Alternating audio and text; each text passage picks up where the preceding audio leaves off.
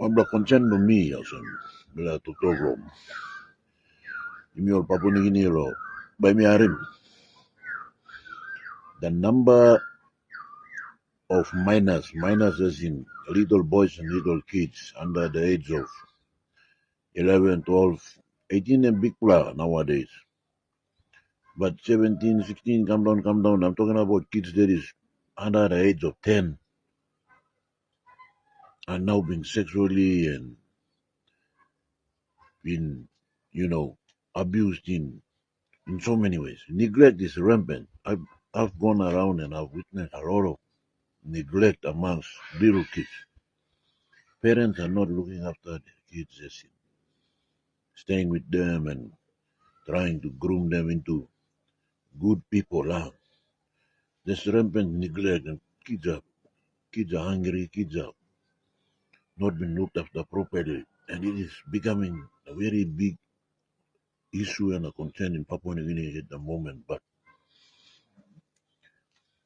I cannot see proper works and proper attention being put on that area. In our villages, there's children undernourished, malnourished, and there is minors. There've been a lot of minors been sexually abused, and they cannot run to anybody. They're helpless. And I was interested in knowing how all these things existed in the communities of our societies at the moment. Therefore, I was kind of doing my own research and going around and finding out.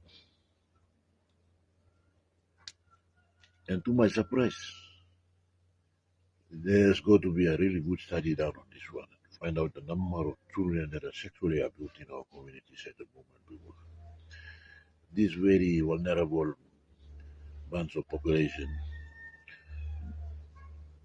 Just imagine, most of this abuse coming from their own family. Their big brothers, their big sisters, even their uncles, fathers, all these things, and even mothers. So to be